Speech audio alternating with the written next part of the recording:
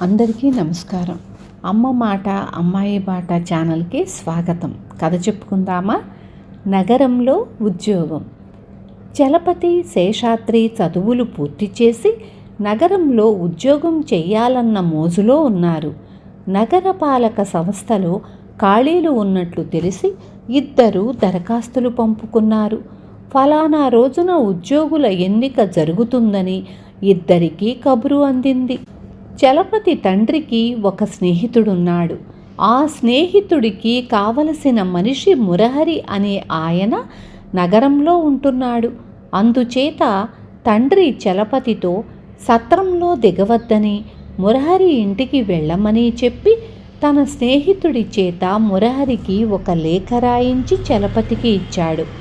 చలపతి మురహరి ఇంటికి వెళ్ళటానికి నిశ్చయించుకున్నాడు. కానీ శేషాద్రి ముక్కు ముఖం తెలియని వారింట దిగటం ఏమాత్రమూ ఇష్టం లేక సత్రంలో దిగుతానన్నాడు. వాళ్ల ప్రయాణం అనుకున్నంత చురుకుగా జరగక ఉద్యోగస్తుల ఎన్నికకు ముందు రోజు సాయంత్రం నగరం చేరవలసిన వాళ్ళు మర్నాడు చివరి జాములో అక్కడికి చేరారు. తెల్లవారితే ఉద్యోగుల ఎన్నిక. శేషాద్రి సత్రం వెతుక్కుంటూ వెళ్ళిపోయాడు. కాగితం మీద రాసి ఉన్న చిరునామాను బట్టి తాను బస చేయవలసిన ఇల్లు సులభంగానే తెలుసుకొని చలపతి అక్కడికి చేరాడు. అయితే అతను తలుపు తట్టక ముందే ఒక 40 ఏళ్ల మనిషి తలుపు తెరుచుకొని ప్రయాణం చేయబోతున్న వాడిలాగా పెట్టె ఒకటి చేతపట్టుకొని బయటకు వచ్చాడు. మురహరి గారిల్లు ఇదేనా అండి అని చలపతి ఆ మనిషిని అడిగాడు. అవును, ఇదే, నేనే మురహరిని, మీరెవరు అని ఆ మనిషి చలపతిని అనుమానంగా చూస్తూ అడిగాడు. చలపతి తన విషయం ఆ మనిషికి చెప్పి, తెల్లవారితే పరీక్ష, అలసిపోయి ఉన్నాను, కాసేపు విశ్రాంతి తీసుకుందామని వచ్చాను అన్నాడు. ఆయన ఎంతో నొచ్చుకొని, మా అన్నగారికి ఒంట్లో ఏమీ బాగాలేదని కబురు అంది, కంగారుగా బయలుదేరుతున్నాను, ఇల్లు మీదే అనుకోండి, రేపు సాయంత్రానికి వచ్చేస్తాను అని వెళ్ళిపోయాడు. లంకంత ఇల్లు.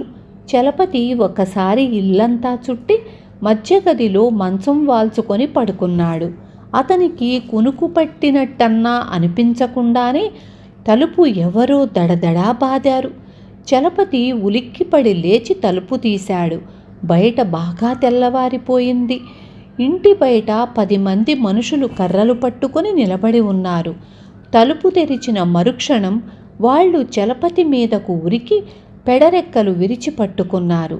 వారి వెంట ఉన్న ఒక ముసలాయన, నేను రాననుకొని దొంగ వెధవ చుట్టములా ఇంట్లో తిష్టవేశాడు, ఎందుకైనా మంచిది, డబ్బు నగలు చూసుకుంటాను అని లోపలికి వెళ్ళి పెట్టి తెరిచి చూసుకుని గుండెలు బాదుకుంటూ, నగలు లేవు, డబ్బూ లేదు, ఈ దొంగ వెధవ ఎవరికో ఇచ్చి పంపించి వేసి ఉంటాడు అంటూ చలపతి పీక పట్టుకున్నాడు. నేను దొంగను కాను, నాకేమీ తెలియదు, ఇంతకు ముందే ఇక్కడికి వచ్చాను అని చలపతి జరిగిందంతా చెప్పాడు. అంతా శుద్ధ అబద్ధం, నీ తోడు దొంగ ఎక్కడ ఉంటాడో చెప్పు అంటూ చలపతి వీపు మీద 4 దెబ్బలు వేశాడు ముసలాయన. చలపతి అవమానంతో కుంగిపోయాడు. ఉద్యోగ పరీక్ష సమయం అయిపోతున్నదని ఒక పక్క ఆందోళన, కొత్త ఊరు, కొత్త మనుషులును, ఈ ఊళ్ళో తనను ఎవరు గుర్తించుతారు, తనకు ఇల్లు అప్పచెప్పిన వాడు దొంగ అన్న మాట, నగరంలో దొంగలు అంత గరానాగా ఉంటారన్న మాట, అతను అందరికీ దండాలు పెట్టి ఆ మనిషి దొంగ అని నాకు తెలియదు, నేనిక్కడికి ఉద్యోగం కోసం వచ్చాను, మా నాన్నగారి మిత్రుడు ఈ చిరునామా కాగితం ఇచ్చాడు, ఇంతకు ఇది మురహరి గారి ఇల్లు కాదా అంటూ తన వద్దనున్న లేఖ వారికి చూపాడు. మురహరి ఆ ఇల్లు ఖాళీ చేసి 6 నెలలైందట. వీణ్ణి ఆ గదిలో బంధించి ఆ మురహరిని పిలుచుకురండి అని ఎవరో సలహా ఇచ్చారు. చలపతిని గదిలోకి తోసి గొళ్ళెం పెట్టి మురహరిని పిలుచుకొని వచ్చారు. అప్పటికి మధ్యాహ్నమయ్యింది. అప్పటికి చలపతి ప్రయాణపు బడలికతోనూ, నిద్రచాలక, పరీక్ష మించిపోతుందన్న ఆందోళనతోనూ సగం చచ్చి ఉన్నాడు. మురహరి వచ్చి చలపతి వద్ద ఉన్న లేఖ తీసుకుని చూసి, ఇది నా మిత్రుడు రాసినదే. ఈ అబ్బాయిని నేను లోగడ చూడలేదు, కానీ ఇతను నిశ్చయంగా మా ఊరివాడే అన్నాడు. అందరూ చలపతికి క్షమాపణ చెప్పుకొని అతన్ని విడిచిపెట్టారు. మురహరి అతన్ని తన ఇంటికి ఆహ్వానించాడు. కానీ చలపతి, మీరు నాకివాళ మహోపకారం చేశారు. ఇక నేను మా ఊరు తిరిగిపోతాను. ఇక్కడ పరీక్ష అయిపోయింది అంటూ ఆ ఇంటి నుంచి బయటపడ్డాడు. శేషాద్రి చలపతికి ఎదురు వచ్చి, పరీక్షకు రాలేదేం అని ఆదుర్దాగా అడిగాడు. చలపతి జరిగిందంతా చెప్పాడు. అంతా విని శేషాద్రి, నీకు నగరంలో ఉద్యోగం సరిపడదు. నగరంలో మోసాలు సర్వసామాన్యం. అయితే వాటిని తెలివిగా ఎదుర్కోవాలి. నువ్వు ఏం చెప్పినా ఆ స్థితిలో వాళ్ళు వినరు.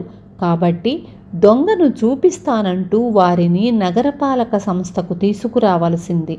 అక్కడ నేను ఉంటాను. మన దరఖాస్తులు సంస్థలో ఉన్నాయి. వాటిని పట్టి నువ్వు దొంగ కాదని తేలికగా రుజువయ్యేది. నువ్వు పరీక్షకు హాజరు కూడా అయ్యేవాడివి.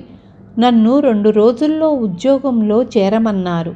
ఈలోగా నిన్ను మీ నాన్నకు అప్పచెప్పి వస్తా అన్నాడు. చలపతి తమ ఊరు చేరి వ్యవసాయం ప్రారంభించాడు. విన్నారు కదా. రేపు మళ్ళీ ఇంకొక మంచి కథతో మీ ముందుకొస్తాను.